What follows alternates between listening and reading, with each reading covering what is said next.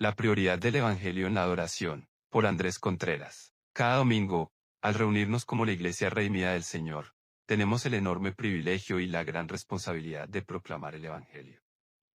Esta proclamación no ocurre únicamente a través de la predicación de la palabra de Dios, sino también por medio de lo que cantamos. Cuando entonamos sus alabanzas, celebramos con gozo las glorias de aquel que nos llamó de las tinieblas a su luz admirable, como lo afirma la primera carta de Pedro, capítulo 2, versículo 9. El entendimiento que tengamos de esta gracia recibida afecta cada aspecto de nuestras vidas, nuestras decisiones, nuestras pasiones y nuestra manera de vivir. Pero también influye directamente en cómo nos preparamos y planeamos cuando nos reunimos como iglesia. El Evangelio no es solo la introducción al cristianismo, el Evangelio lo es todo en el cristianismo. Si el Evangelio es el centro de toda la palabra de Dios, también debe serlo en nuestras vidas y en nuestra adoración. En el apóstol Pablo existía una pasión ferviente por recordar a los santos de cada iglesia las buenas nuevas del Evangelio en cada oportunidad que tenía, como se expresa en la carta a los Romanos, capítulo 1, versículo 15. En la primera carta a los Corintios, el apóstol Pablo nos recuerda de manera sencilla en qué consiste el Evangelio cuando dice, porque primeramente os he enseñado lo que asimismo recibí, que Cristo murió por nuestros pecados, conforme a las Escrituras, que fue sepultado y que resucitó al tercer día, conforme a las Escrituras. Como leemos en la primera carta a los Corintios, capítulo 15, versículos 1 al 4. Pablo no solo lo recuerda una vez más, sino que además hace un énfasis claro al afirmar que el Evangelio está en primer lugar. La traducción conocida como Nueva Traducción Viviente lo expresa diciendo que es lo más importante. Para Pablo, la muerte de Jesucristo era tan central que se propuso no saber nada entre los corintios, excepto a Jesucristo, y a este crucificado, como lo declara en la primera carta a los Corintios, capítulo 1, versículo 23. En todos nosotros debería existir una pasión similar por lo que Cristo ha hecho en nuestras vidas. La gloria del Evangelio y la adoración. Todo cristiano es tentado a tratar el Evangelio como si fuera algo pequeño. Constantemente necesitamos recordarnos la realidad de que Cristo, el Alfa y la Omega, el principio y el fin, el Verbo que formó el universo con su palabra, dejó la gloria del cielo para venir a un establo. Dejando de lado sus coronas celestiales, tomó la forma de un hombre débil para reconciliar a aquellos que, al pecar contra un Dios santo, se habían convertido en sus enemigos. El Evangelio nos enseña que Jesús, siendo la expresión exacta de la naturaleza de Dios, el resplandor de su gloria y aquel en quien habita toda la plenitud de la deidad, caminó entre nosotros. Vimos su gloria, pero la despreciamos por amor a nuestros deseos y pasiones pecaminosas. Sin embargo, por causa del gran amor con que nos amó, tomó forma de siervo y se humilló hasta lo sumo. Fue golpeado y humillado, y cargando nuestros pecados en su cuerpo sobre una cruz, se convirtió en nuestro sustituto, tomando sobre sí la justa ira de Dios que merecía nuestras rebeliones. Pero Dios lo resucitó y lo sentó a su diestra, dándole todo dominio, poder y autoridad sobre todo lo creado, para que todas las cosas estén bajo los pies del Salvador, quien es bendito por los siglos. Solo el Cordero que fue inmolado es digno de recibir el poder, las riquezas, la sabiduría, la fortaleza, el honor, la gloria y la alabanza, como se proclama en el libro de Apocalipsis, capítulo 5, versículo 12. Un día, Cristo el Señor regresará para reinar, y toda lengua confesará que Jesucristo es Señor, para la gloria de Dios Padre. No existen mejores noticias que estás en toda la tierra.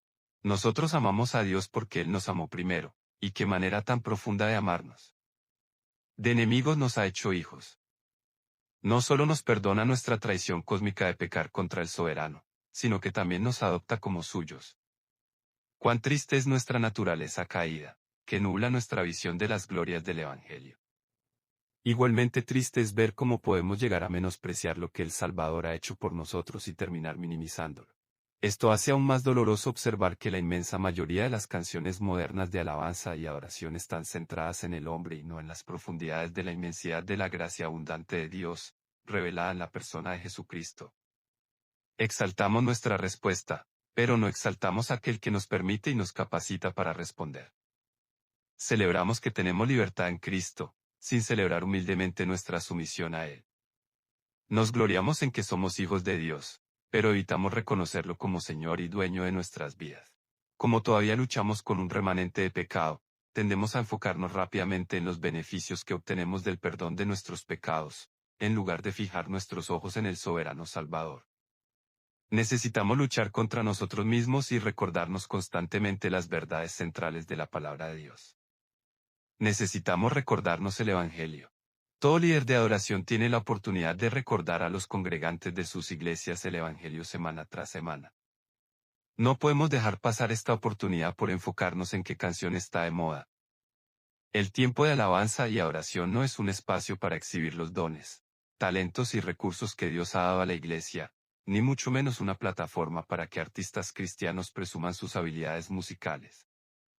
El tiempo de alabanza y adoración es el momento en el cual la iglesia se reúne para celebrar y exaltar, con cantos y música, a aquel que es digno de ser adorado en gran manera.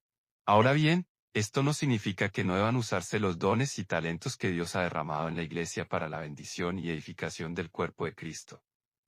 Sin embargo, debemos reconocer que existe la tentación de convertir esos dones y talentos en el centro de la adoración.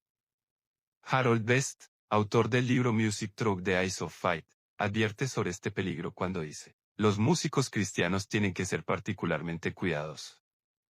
Pueden crear la impresión de que Dios está más presente cuando hay música que cuando no la hay, que la alabanza es más posible con música que sin ella, y que Dios pudiera llegar a depender de la música antes de hacerse presente.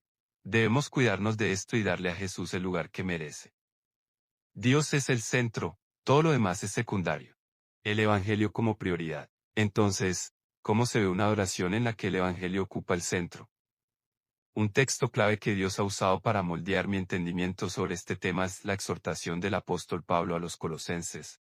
La palabra de Cristo habita en abundancia en vosotros, enseñándoos y exhortándoos unos a otros en toda sabiduría, con salmos, himnos y cánticos espirituales, cantando a Dios con gratitud en vuestros corazones, como leemos en la carta a los Colosenses, capítulo 3, versículo 16.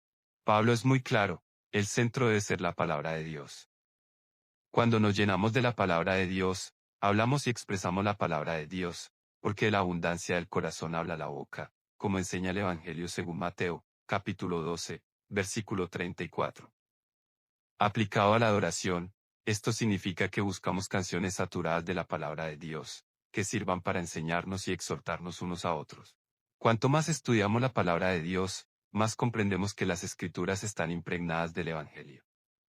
Como ya hemos afirmado, el centro de la palabra de Dios es el Evangelio. Por lo tanto, el Evangelio debe ser el centro de nuestra adoración. No perdamos el enfoque. Nuestras alabanzas deben resonar y estar informadas por el Evangelio. Nuestros servicios deben estar llenos del Evangelio. Nuestras vidas deben estar saturadas del Evangelio. Repasemos continuamente el Evangelio hasta que transforme lo más profundo de nuestro corazón. Celebremos el glorioso Evangelio en cada oportunidad que tengamos. Como líderes de adoración, tenemos la responsabilidad de recordarnos a nosotros mismos el Evangelio y de recordárselo a los demás. Cuando tengamos la oportunidad de dirigir al pueblo de Dios en adoración, seamos diligentes en apuntarlos al Evangelio. Cantemos y celebremos la honra del Salvador, cuyo brazo está siempre dispuesto a salvar. Preguntas de reflexión. En tus propias palabras, ¿por qué el Evangelio es una prioridad en nuestra adoración a Dios? ¿Qué cosas podemos hacer en nuestras iglesias para procurar que le estamos dando a Cristo el primer lugar en nuestra alabanza? ¿Por qué es tan peligroso convertir nuestros talentos y dones en el centro de la adoración? ¿De qué maneras nuestros cantos saturados del Evangelio son una forma de proclamar el Evangelio a otros?